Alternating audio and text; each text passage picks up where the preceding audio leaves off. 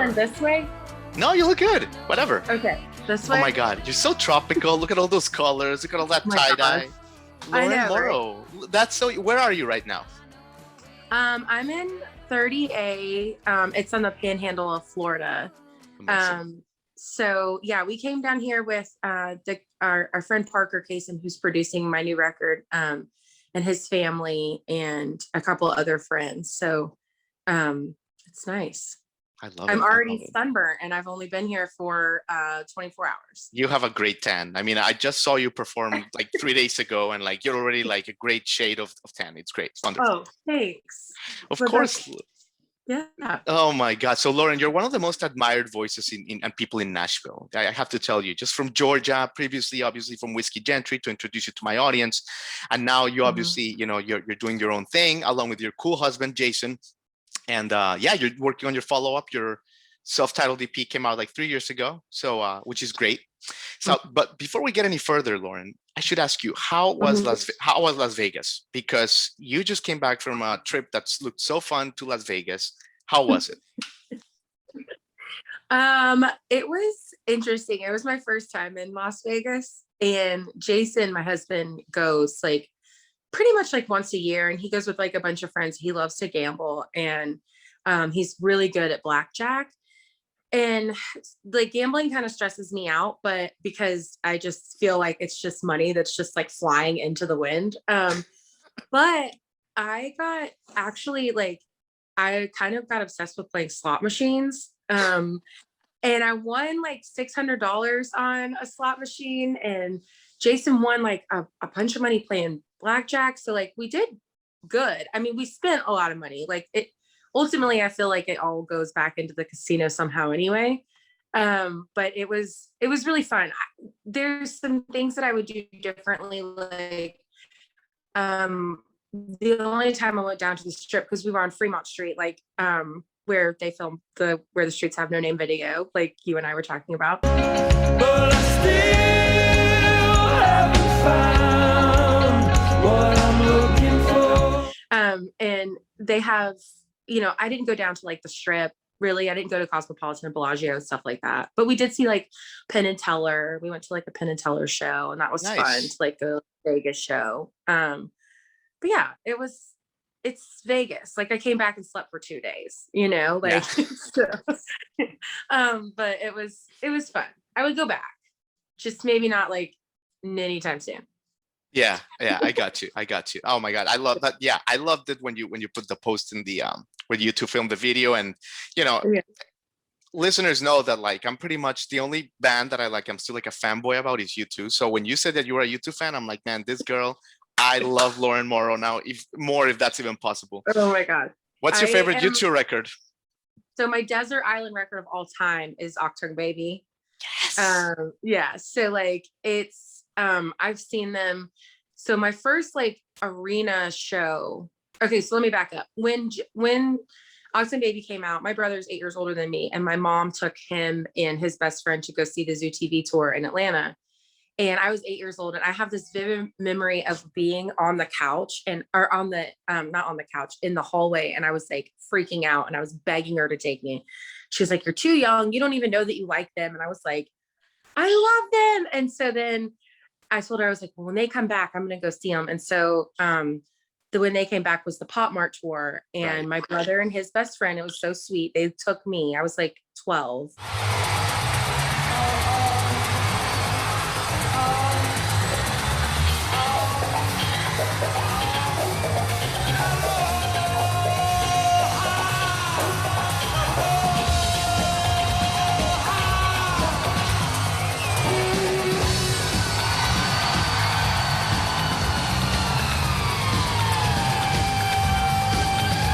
So cool. And we were on the floor at first, like big arena show that I've ever been to, and it just blew my mind. Wow.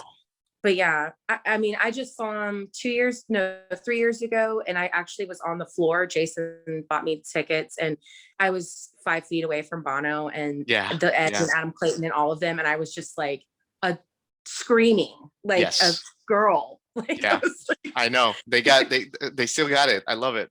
I know. And I get like, you know, I feel like I get a lot of shit from people. Well, I did, especially like growing up, you know, everyone's into like Backstreet Boys or NSYNC. And I was like, have you guys listened to pop, you know, whatever. Yeah. And, you know, and whatever. Cool. I think that if you don't appreciate it, that's fine. You don't have to, but I do, Yeah. you know. But then something's wrong with you, but that's just me. Anyway, Lauren. Exactly. Yeah. Oh my God, Lauren. Well, that's awesome. I mean, look, so you Yeah. grew up in Georgia, you're this great musical soul. I mean, you know, your mom grew up like with Wet Willie, Leonard Skinner. You had music all around you. But I want to ask you about your trip to England, because I think this was a Mhm. really pivotal chapter for your development as an artist. When did you Mhm. go to England? How long were you there? And like, just how do you remember this chapter for Lauren Morrow?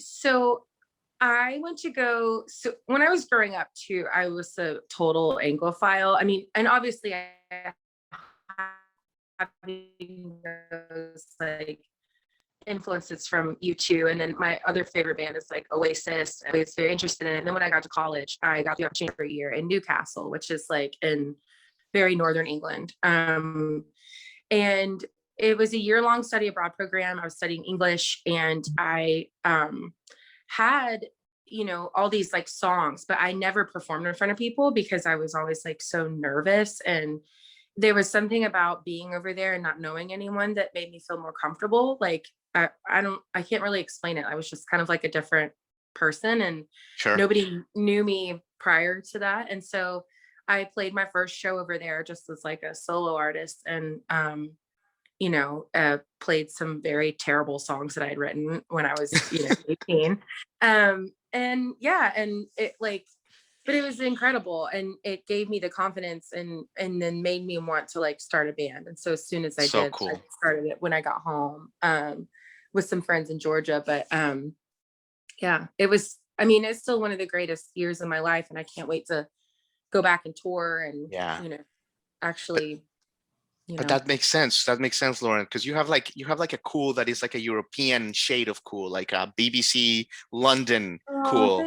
thanks. That's you have your own That's thing. the best compliment I've ever gotten in my life. You have like Southern alt rock, and then now I get it. And now you have a little bit of like English, like the Smiths, and like I can't. That's I got it. I Love got it. you, Lauren. I Thank love it. you. It's true. Well, It's true. thanks.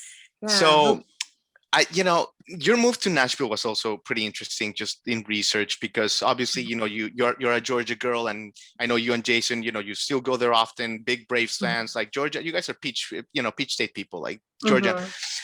But you kind of moved to Nashville late in the game.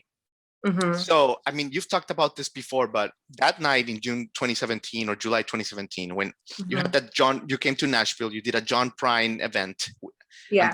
there was this big community of people. Tell us a little bit about that breakthrough moment where you looked at Jason and you're like, this is it. Yeah. So one of my best friends, her name's Eileen. She works for Oh Boy Records, which is John Prine's record label. And Eileen and I have been friends since we were 17. She was one of the very few people who, when I was growing up, before I went to England, would actually like let her listen to my music and stuff. And so she's been on this journey with me for a really long time. And I would call her, during Whiskey Gentry days, and I'd be like crying, and I'd be like, I don't get it. Like, we're doing all the things. And she was like, you need to move to Nashville. And I was very like, no, I don't, it's like people come out of Georgia all the time. And it wasn't until really like that night that I saw like the community that we lacked in Atlanta. And it was just so nice. I kind of thought we would be the odd man out being from Georgia. Everyone else, lived in Nashville or, had been there for a really long time. And we came in and we played that show, and everyone was like, wait, you don't live here? Why don't you live here? And just kind, and so we owned a home in Georgia, and within a month and a half, we put it up for rent and we moved. And it was just like kind of Jason too, I had wanted to move to Nashville when I was in my 20s, but then we met when I was 22 and got married, and and it was that night too that I think really like made him go like, oh yeah, this makes sense. Yeah. Yeah. So, and we also knew that Whiskey Gentry had like run its course, and we were kind of like, what are we gonna do now? Like, what's the next plan? And he had been Did you get? toying, he was like, you should do a solo thing. And I was like, I don't feel comfortable. And, and yeah. And now he's created a monster. It's amazing. It's amazing what being here physically, like how it changes things. It's happened a little bit to me. I've been here. I'm kind of new, and like just being here Yeah. has like completely like blown the doors open. It's pretty insane. But yeah. Isn't it? I mean, it just is, Hmm. it's just a different community. I can't really stress it enough, just how like we have felt so welcomed, which, Yeah. yeah. I mean, a show like the one you had on Saturday, for example, you had that amazing show at Basement East. It's like Mhm. you can just go get tickets and just be in awe of you and of the talent around you. You can just do things like this. But yeah, Yeah. absolutely.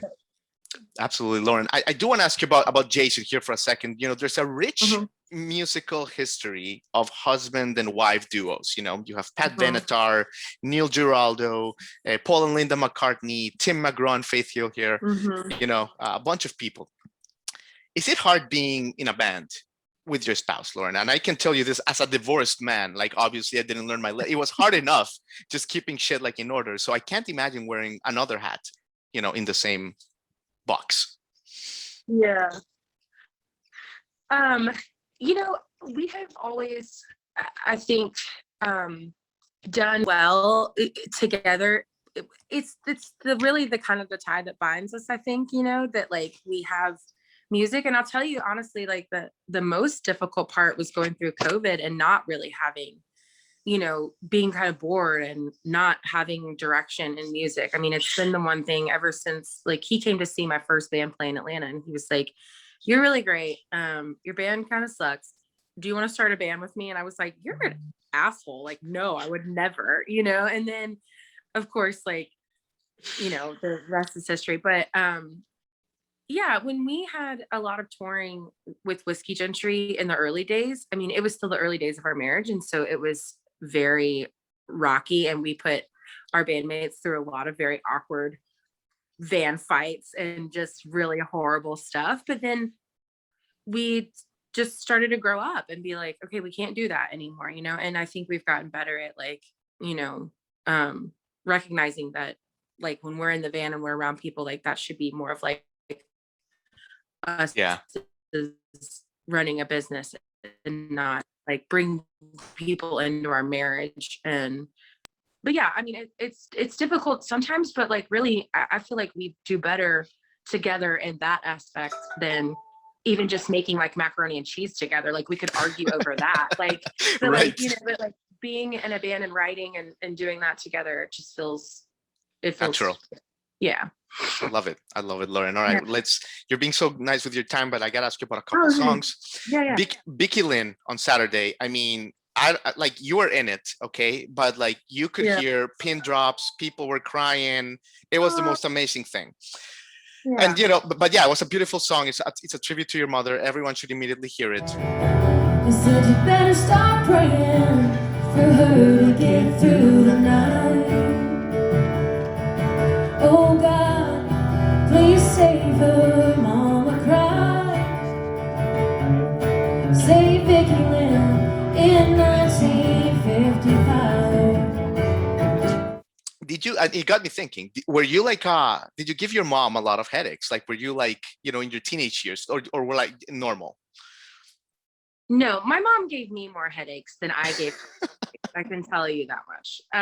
She like, yeah, I mean, I was just a really like, I kind of like every, I think, teenage girl. I mean, I had, attitude problems when I was like a teenager, but I was a very like good kid. I didn't raise hell. I made good grades. I hung out at bookstores and like played guitar and, like there was Cool.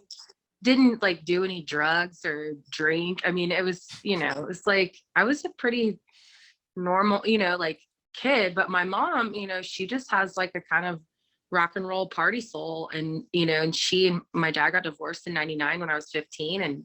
And she was I don't know, early mid 30s, or no, that's not right. Mid 40s. And she just kind of went wild for a minute. She was back on the dating scene. She looked great. And I'd be like, Mom, where are you out till like 3 in the morning? And yeah, so Oh my she God. she can attest to that too. I think now that she's older, feels a little guilty about, putting me through a lot of that in high school, but whatever. Love it. Viki Lynn, musical legend, Viki Lynn. All right. Mess Around. Let me ask you about Mess Around, Lauren. Also an Yeah. epic song. And Jason's playing it is nothing short of extraordinary as well in that one. But of course, it's about a friend, who you thought was a friend and maybe ended up kind of like not growing together. So I wanted to ask you, Lauren, I know you're a deep person. I know you like think big and you go deep. Why do you think, Lauren, what's the core reason that as people grow, like you've grown and become better versions of themselves, it's harder to maintain sometimes old relationships? I actually was just having this conversation with a friend who's down here at the beach last night because, especially too, like moving to Nashville in my early 30s and recreating a lot of friendships there.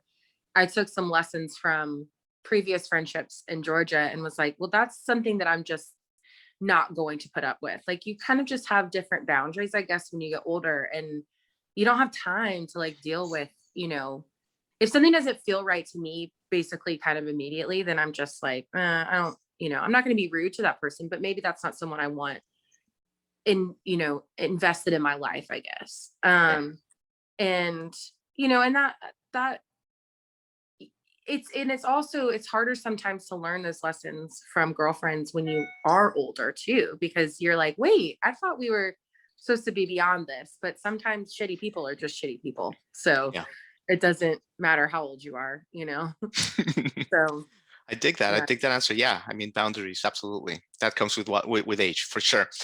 All right, Lauren, last question. We hear you're a big Harry Potter fan, right? Yeah. You were. What's the best book? What's the best Harry Potter book and why? Okay, so my favorite Harry Potter book is Order of the Phoenix. Okay. Well, Is that one of the last ones? Is that like one of the two last ones? That is the fifth one. Okay. Prisoner of Azkaban is the third one, and that one's really good. But my favorite character is Sirius Black, and he has a lot in the fifth book, and there's a lot that's revolves around him, and then also like a lot that happens at the end, which I won't spoil for anybody who hasn't seen Harry Potter. But yeah, I mean it's great, and and that I've been down to Orlando. I've got like 2 wands at my house. I mean, it's just really bad, but it's like it's also really fun. The Muggle beer, the Lauren Morrow butter beer. Oh my God, the butter beer. The Lauren Morrow butter beer that can be spiked. I'm sure you've done it anyway. It can be, yeah. You can make it with like butternut schnapps or something like that, but now that I've tried. Oh my God, Lauren. Well, listen, you said it all. You're in the tropics, rocking it. Keep rocking it. It's such a pleasure to have you on the show, man. Thank you. So nice to meet you. Thanks for having me. You too. Bye, Lauren. Bye.